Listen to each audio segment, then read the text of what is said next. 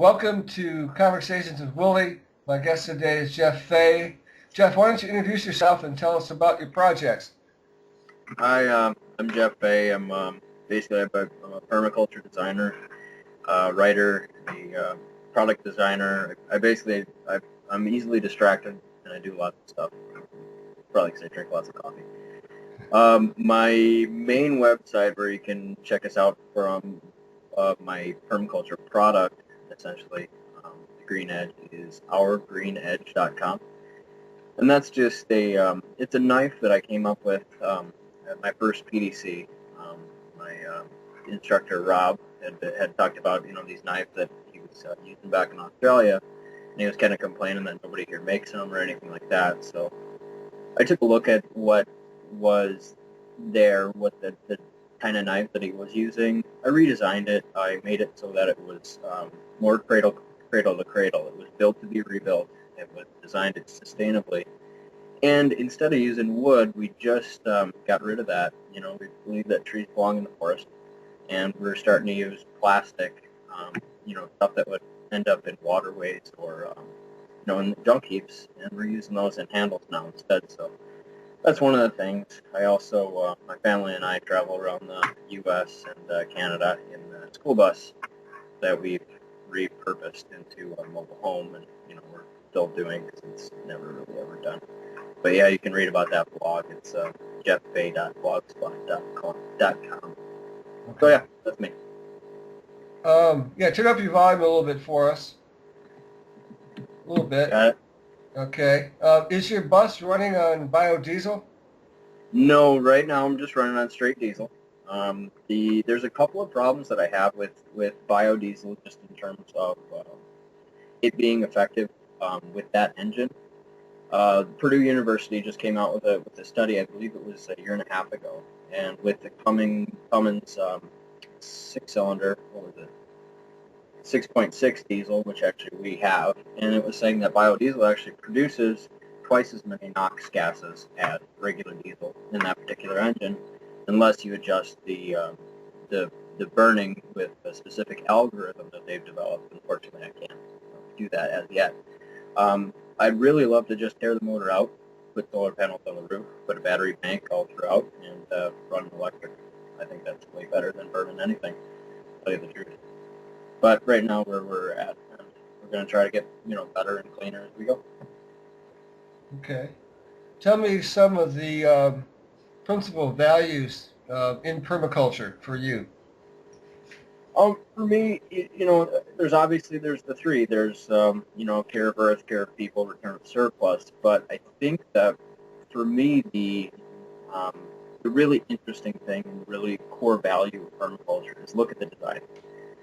And use that in order to analyze where we are in our culture and everything like that. I like product design. That's one of the things that I do, and I'm able to take permaculture, and I'm able to look at a thing like developing a knife and to say, okay, how does this relate to the larger world? How does it impact the larger world? And permaculture is nice because it's that whole shift of vantage point. Look at the general, look at the whole, look where the thing's coming from, where it's going, and where it's going to end up. And I like permaculture. My favorite and my foremost, the most important aspect that I think is the generality, the sort of appreciation for the general examination. Who do you think is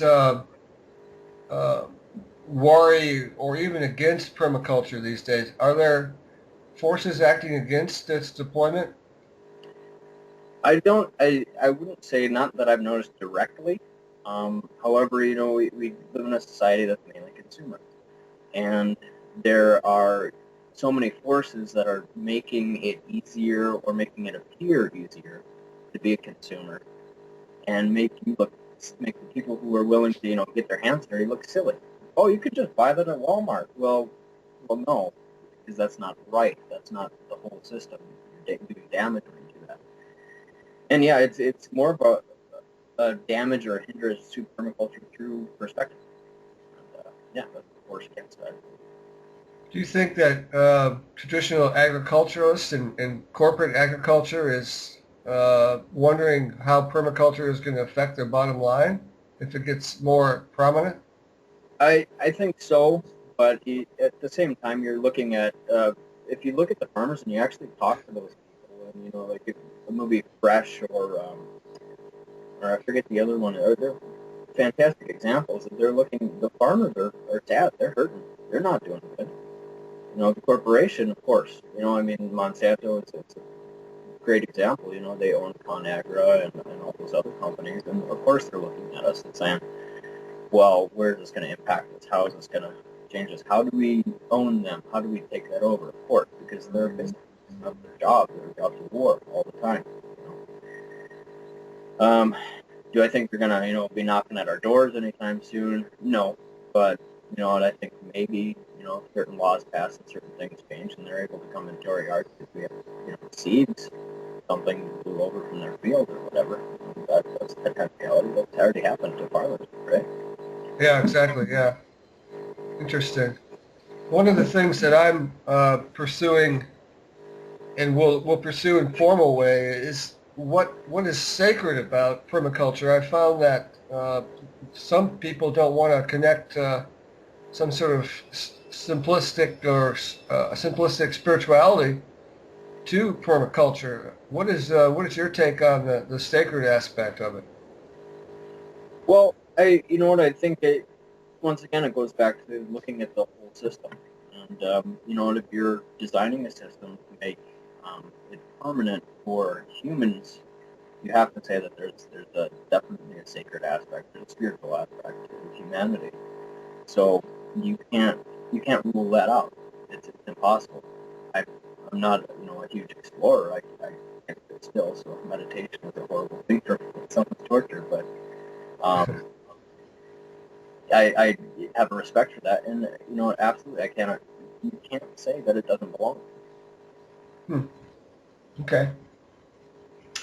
You just put out a list of permaculture sites, and that's very exciting because I was looking for that to do some marketing. So look at there. It's already done. It's beautiful. What is your take on green business these days? If you have a site that's selling a product, tell me what your vision is for green business there.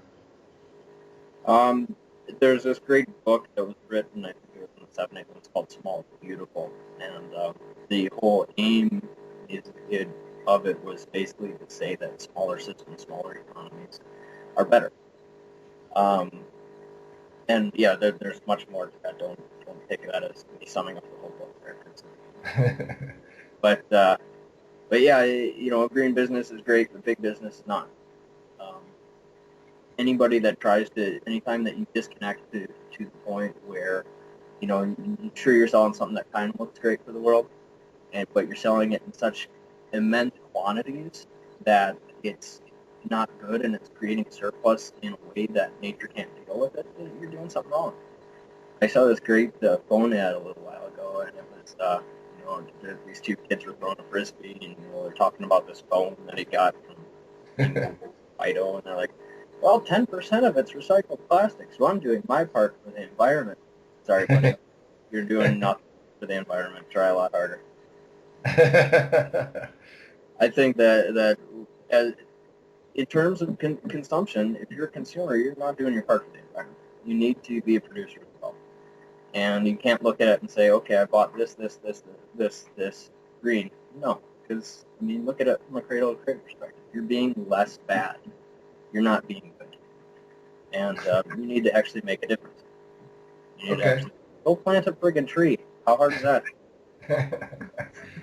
Well, you're certainly in a green space that is clogged with people trying to sell green stuff. That's a tough model to break into at this point in time, right?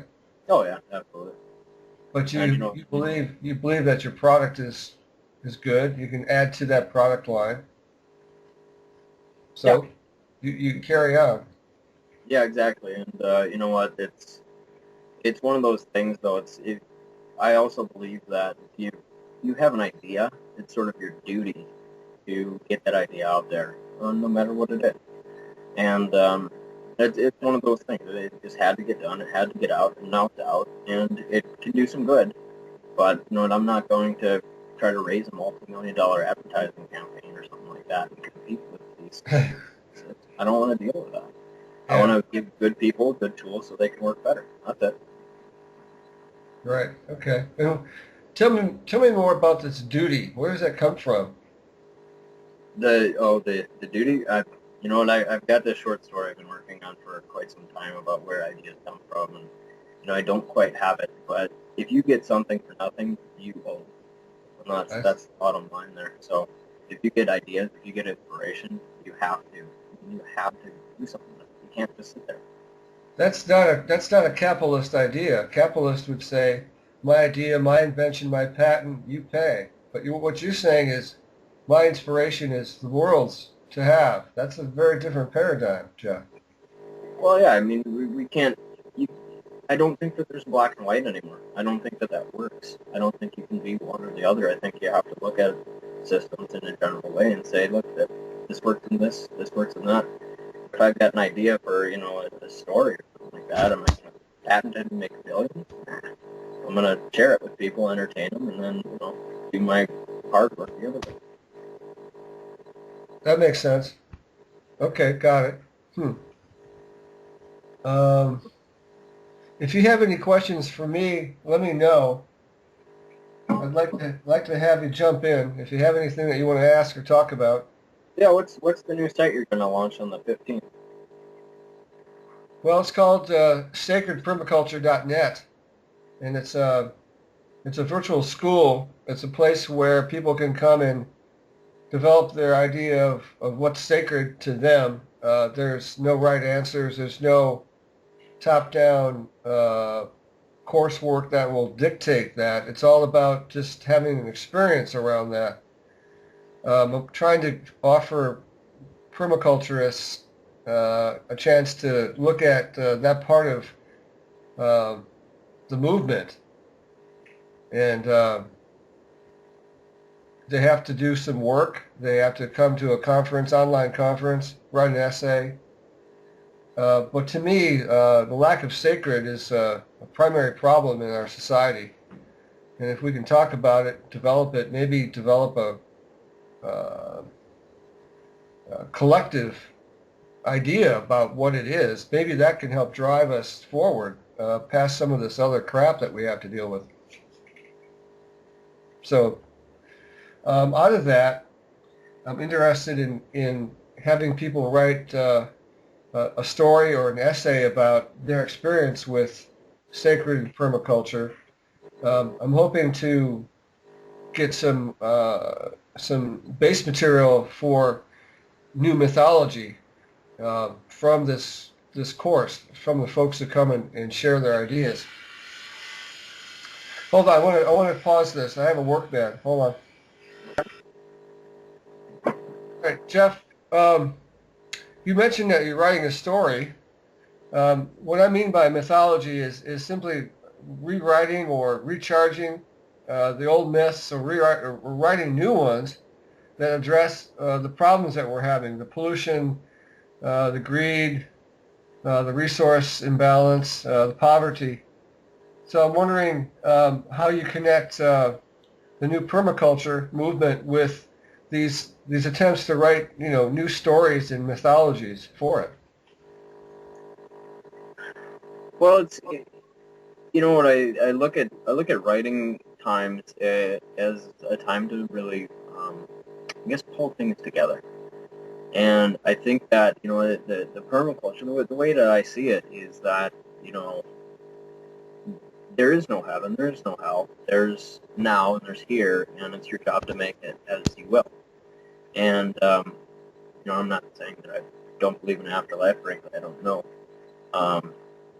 But I know that we're alive right now, and that, you know, maybe we need to be more in tune with the world and in nature and bring things together, use our ideas, use our inspirations, you know, use all these beliefs and you know, unexplicable things that we have, and you know, in order to make something new, and in order to make something that actually works.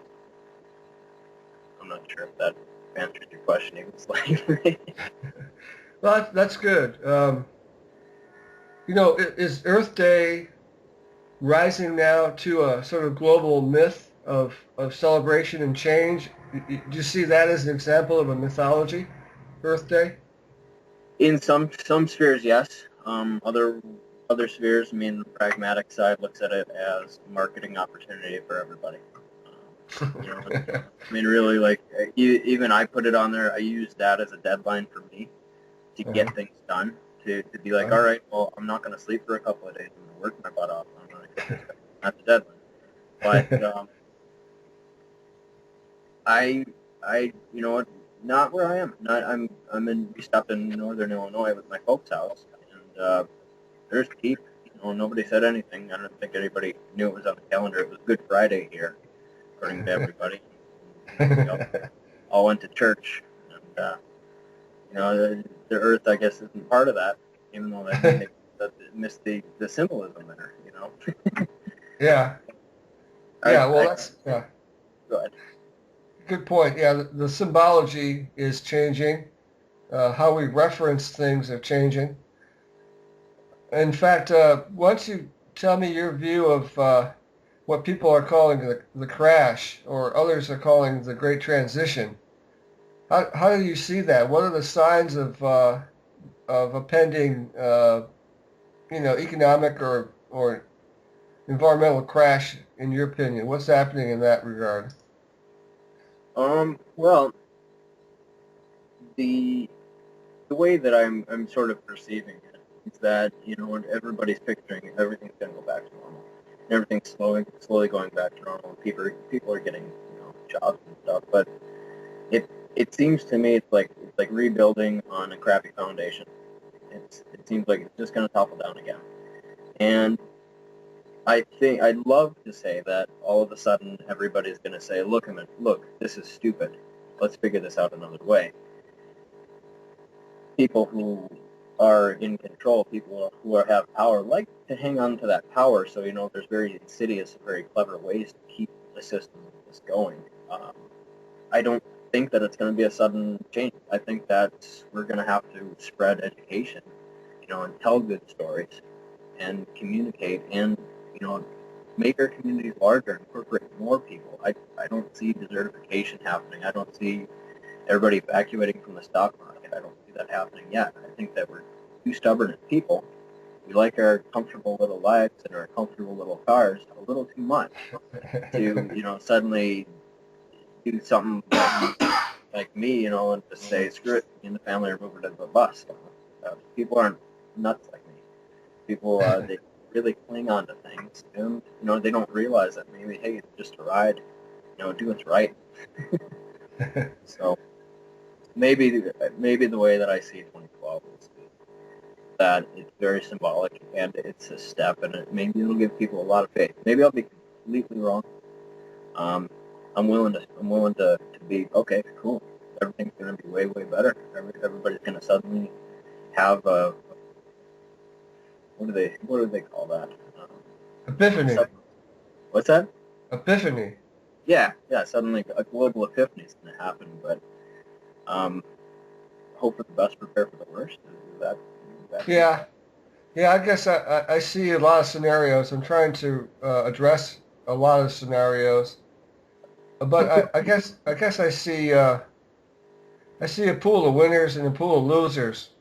People who will be affected and who have nothing and will have no food and no gas, no heat for their house. And then there'll be others who have prepared alternative ways to do things based on the sun, based on the ground, based on dumpster diving, as you have alluded to. Whether this thing happens overnight or happens over 10 years, I think there's still this unfortunate win-loss sort of vision out there. People who are prepared, who have a sacredness, who have a holistic viewpoint, and who are prepared with the tools, and the people just who aren't. Because I feel like someday soon there's not going to be enough gas, and somebody's going to wonder where the food is at Safeway. Yep. And then it's going to be a lot of chaos. I mean, that's not an unreasonable scenario in my opinion. One commodity can trigger a massive chaotic situation in this country, and that would be the gasoline. Oh, absolutely. You So change we'll the you know very see. well. It's really interesting. My folks, because yeah, I'm in Northern Illinois. They're complaining about like all the Hispanic people coming up, and they take all the blue collar jobs. And we had a long talk last night. And I said, look, I remember that the U.S. went into Mexico, and it started selling corn so ridiculously cheap that the Mexican farmers couldn't compete, and it took millions of farmers out of work to move to the U.S. And now all of a sudden there's this confusion. So anytime that you change a system that is functioning, however poorly, and you change one element, just one, there's going to be massive confusion. There's going to be loss. There's going to be things changing. And yeah, you're absolutely right. The second that oil comes out, it's going to be really interesting. Right now, who was it? BP has got this commercial on. I think it's BP. It could be like one of the other guys maybe, but they, found a new way to unlock all the natural gas in the rocks underground. And, what they failed to mention is that now there's a new fault line developing in Arkansas Yeah. that there's earthquakes happening regularly because they're doing this new kind of upsetting exploration. So it's not going to be easy. Best thing to do is be ready to adapt. Have the tools, study, understand how nature makes it work. Because it's got a hell of a lot more experience than we do. And when that day comes that everything gets really interesting, at least we'll be able to help. And the key word is help, I think, too. It's not run off into the woods, be on our own. It's if people are panicking, our job, our sacred duty, is to be a beacon of light, is to help, is to organize and say, look, you can do this. I think that we tend to sort of separate ourselves as individuals and say, okay, we're permaculturists, those guys, they're consumers. No, they're our brothers and sisters. They need us more than anyone. Well, yeah, that's a good philosophy. I appreciate that. All right. Well, we are at about 22 minutes. I wanted to thank you very much. I'm going to post-produce this thing and get it up, and so we can blast it off and become rich and famous. How's that? Well, Bill Murray's got this great quote. He's like, you know what? A lot of people want to be rich and famous. Why not just rich? Yeah, yeah. I'm dumpster diving with you too, man. Why not? You gotta reuse it. Okay, Mr. Faye, I'm going to say thank you again and sign off, and I look forward to more good products and services from you. All right, cool, man. Keep up the good work. I'm enjoying your site. All right, Thanks. bye. Ciao, baby.